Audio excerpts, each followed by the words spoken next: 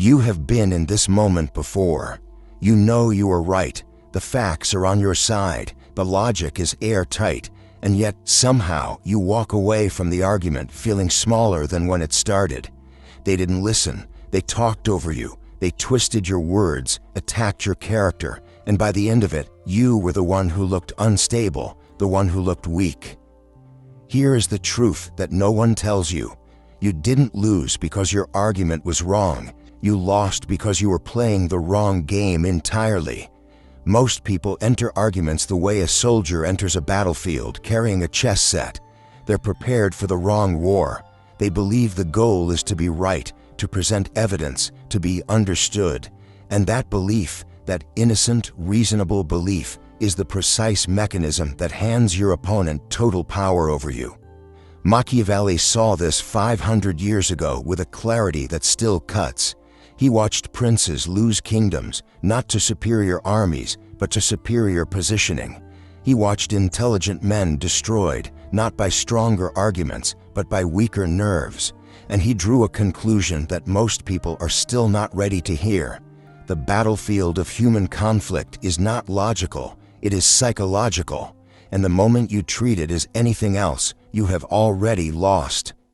This is not a video about debate tactics. This is not about rhetoric or clever comebacks. What you are about to learn is something colder, more precise, and far more powerful than anything you have been taught in classrooms or self-help books. By the end of this, you will understand why your opponent's aggression is actually their vulnerability, why silence can be the most devastating response in existence, and why the single most savage thing you can do in any argument has nothing to do with what you say and everything to do with what you refuse to give. Stay with me, because what comes next will fundamentally change the way you read every confrontation you will ever face. Think about the last argument that left a mark on you. Not the argument you lost on paper, the one you lost inside, the one where you drove home replaying what you should have said, where you felt the heat rise in your chest, your voice crack slightly, your hands move a little too much. You were emotional, and the moment you became emotional, the argument was already over. But here's what they never told you about that moment. Your emotion was not a character flaw. It was a response to something you instinctively sensed but could not name. You felt the rules being broken. You felt the conversation shift from exchange of ideas into something else, a game of dominance, and your nervous system screamed because it knew, even when your conscious mind didn't, that you were being played. You have spent your life being told that good arguments are won with facts, that if you present your case clearly enough, calmly enough, intelligently enough, the other person will concede.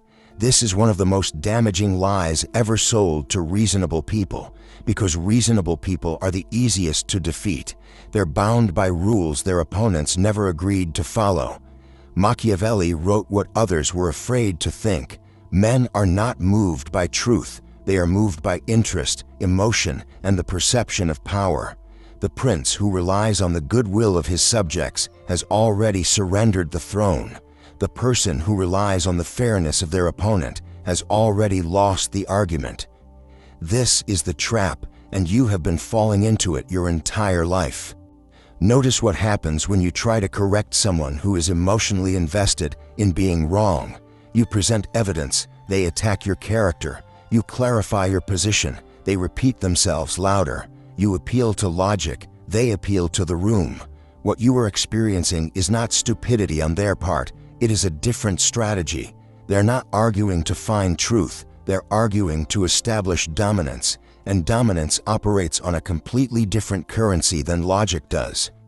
Schopenhauer, who studied human argument with the detachment of a surgeon, identified this long before modern psychology confirmed it. He cataloged 38 tactics people use to win arguments without ever addressing the actual point. Tactics like provoking your opponent until they lose composure, then using their emotion as evidence of their irrationality. Tactics like misrepresenting your position slightly, so they end up arguing against a weaker version of what you actually said. These are not accidents, they are patterns. Patterns that the unconscious mind runs automatically whenever it senses that logic will not win. The question you should be asking yourself right now is not how to argue better. The question is, why do you keep showing up to a knife fight carrying a rule book? Take a moment and ask yourself honestly, who in your life consistently wins confrontations with you? And is their advantage intelligence, or is it something else entirely? Write your thoughts in the comments, because this question alone reveals something most people spend decades refusing to see.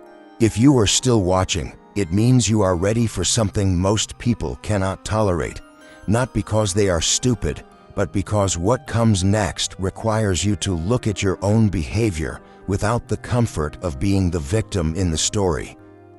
Here is the paradox at the center of every argument you have ever lost. The more you needed to win, the more power you gave your opponent. Think about what need looks like in a confrontation. It looks like raising your voice. It looks like repeating yourself. It looks like explaining your reasoning in greater and greater detail, as if the person across from you simply hasn't understood yet, when in reality they understood perfectly and simply do not care. Need, in an argument, broadcasts one thing and one thing only: this matters to me. And once your opponent knows something matters to you, they own the lever. Machiavelli was ruthless on this point.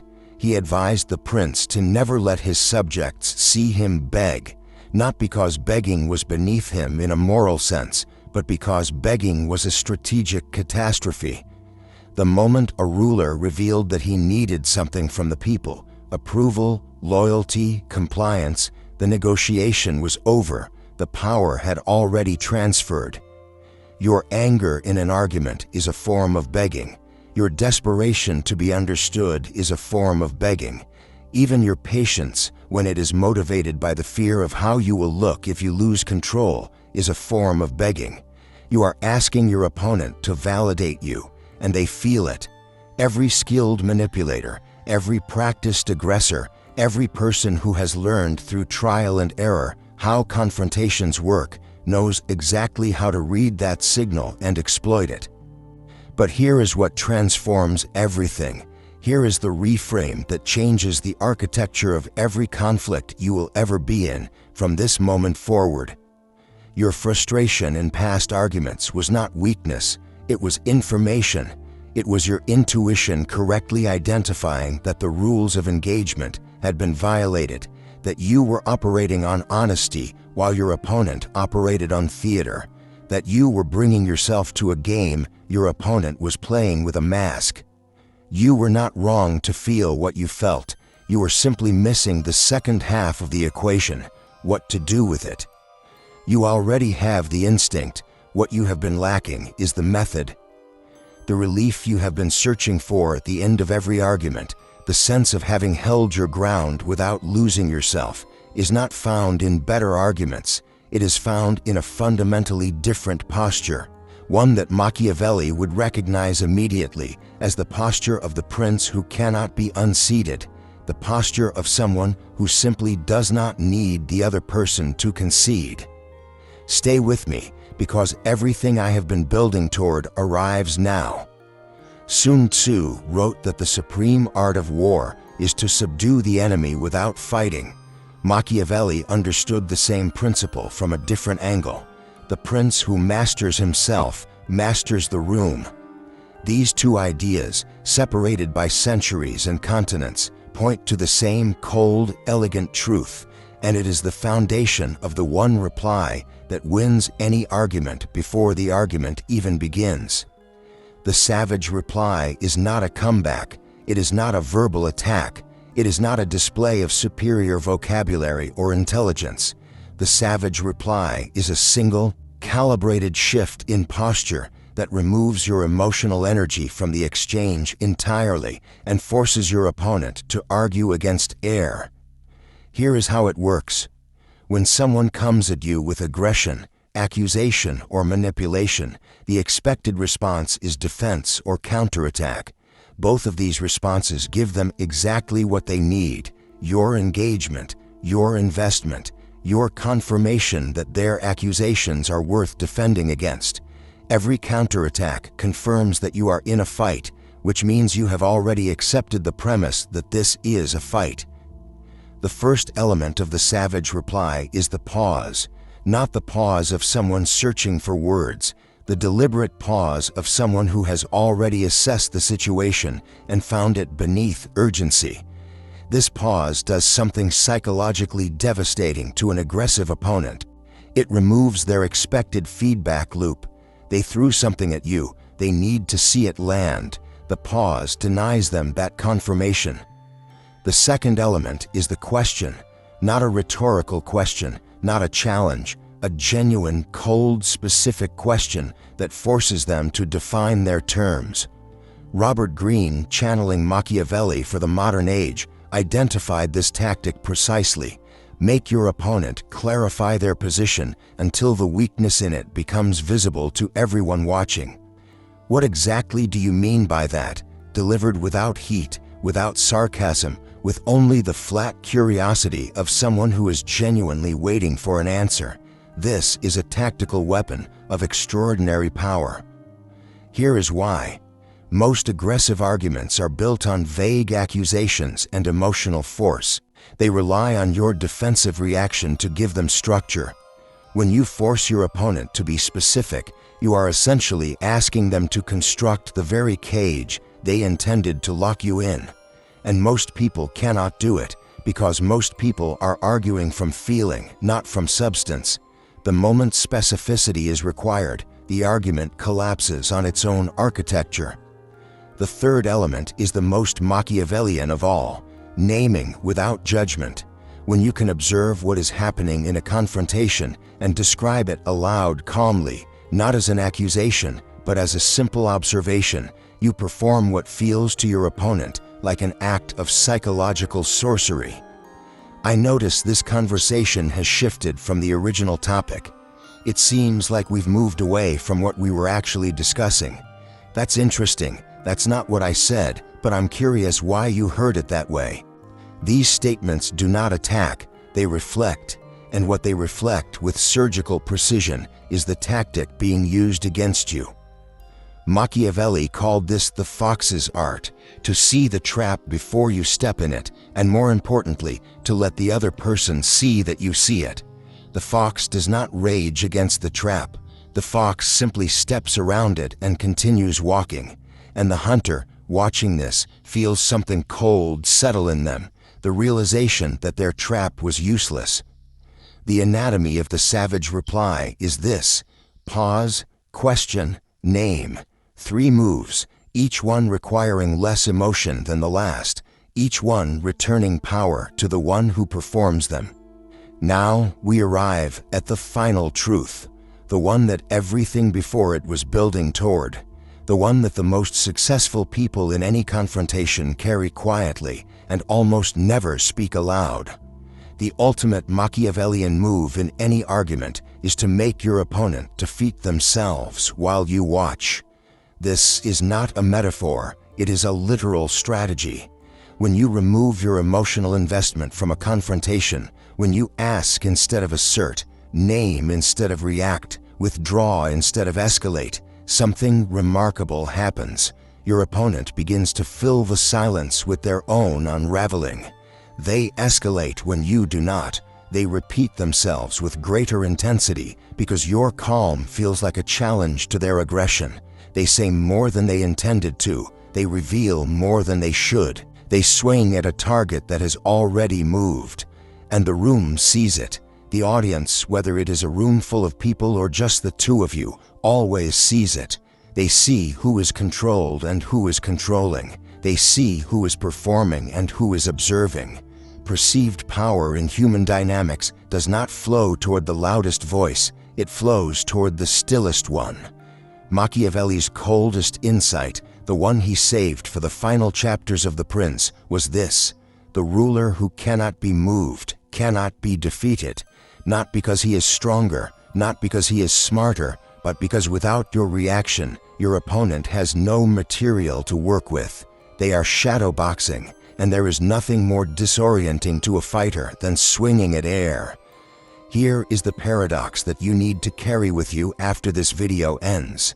The moment you stop needing to win an argument is the exact moment you become undefeatable in one, because the need to win is the leash your opponent holds. When you drop the leash, they are holding nothing. This does not mean you stop caring about truth. It does not mean you become cold or indifferent to the people in your life. It means you understand the difference between a conversation and a confrontation, and you refuse to be dragged from one into the other without your conscious consent. It means you choose deliberately whether to engage, and when you do engage, you engage on your terms, not theirs. The most dangerous person in any room is not the one who shouts the loudest or argues the most aggressively. It is the one who watches, waits, and speaks only when speech will cut. The one who, when they finally reply, says the one thing that cannot be answered, not because it is cruel, but because it is true, and it is delivered from a place so unmoved, so unhurried, that it lands not as an attack, but as a verdict. That is the savage reply, not a sentence, not a tactic, a state of being. Ask yourself this, and let it stay with you after this video ends. In your most important confrontations, who have you actually been arguing for? Have you been arguing for the truth, or have you been arguing to prove something to yourself? The answer to that question is the beginning of everything. The prince does not argue with his subjects, he makes them argue with themselves. And when the dust settles and the room grows quiet, he is still standing, unmoved, undefeated, exactly where he intended to be all along. If this changed the way you see conflict, leave your biggest argument mistake in the comments. The conversation there will be worth more than anything I can say alone. Subscribe if you haven't already, and the next video waiting for you will take this further into territory most people never find the courage to explore.